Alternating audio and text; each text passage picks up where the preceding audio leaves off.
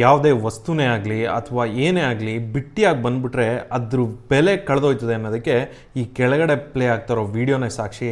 ಇಂಥ ದರಿದ್ರದವಕ್ಕೆ ಏನು ಗೊತ್ತು ಈ ಕಷ್ಟಪಟ್ಟು ಟ್ಯಾಕ್ಸ್ ಕಟ್ಟಿ ಅಥವಾ ನಮಗೆ ಈಗ 100 ರೂಪಾಯಿ ಸಂಪಾದನೆ ಮಾಡಿದ್ರೆ ಅದರಲ್ಲಿ ಒಂದು 20 ರೂಪಾಯಿನ ಇಟ್ಕೊಂಡು ನಾವು ಏನೇ ತಗೊಂಡ್ರೂ ಅದಕ್ಕೆ ಬೆಲೆ ಏರಿಕೆ ಮಾಡಿ ನಾವು ಕಟ್ಟೋ ಟ್ಯಾಕ್ಸ್ನ ಇಂಥವ್ರಿಗೆ ಕೊಡ್ತೀವಲ್ಲ ಕೈಗೆ, ಇದೇ ನೋಡಿ ಆಗೋದು.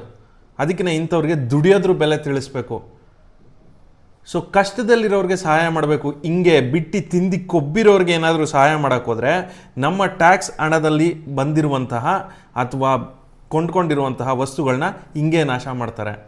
ಇಂಥವ್ರನ್ನೇನಾದರೂ ಅಪ್ಪಿತಪ್ಪಿ ಸಿಗಾಕೊಂಡಾಗ ಒಡೆದು ಸಾಯಿಸ್ಬಿಟ್ರೆ ನೋಡಿ, ಅವ್ರು ಮಾಡ್ತಾ ಇರೋದು ಕಚಡ ಕೆಲಸ, ನಾವು ಮಾಡಿರೋದು ಉದ್ಧಾರದ ಕೆಲಸ, ಆದರೂ ನಾವು ಜೈಲಿಗೆ ಹೋಗ್ತೀವಿ. ಇದು ನಮ್ಮ ದೇಶದ ಪರಿಸ್ಥಿತಿ, ಇದು ನಮ್ಮ ದೇಶದ ಕಾನೂನು. ಇಂಥವ್ರಿಗೆಲ್ಲ ಶಿಕ್ಷೆ ಆಗುತ್ತಾ? ಇಲ್ಲ. ಕೊನೆಗೆ ಅಯ್ಯೋ ಅವ್ರ ಅಮಾಯಕರು, ಅಯ್ಯೋ ಇವರು ಏನೋ ತರಕ್ಕೆ ಹೋಗಿದ್ರು ಅಂಥೇಳಿ ಬಿಡುಗಡೆ ಮಾಡಿಬಿಡ್ತಾರೆ. ಸರ್ಕಾರಿ ಆಸ್ತಿನ ನಾಶ ಮಾಡೋರಿಗೆ ಏನು ಮಾಡಬೇಕು ಅಂತ ನೀವೇ ಹೇಳಿ.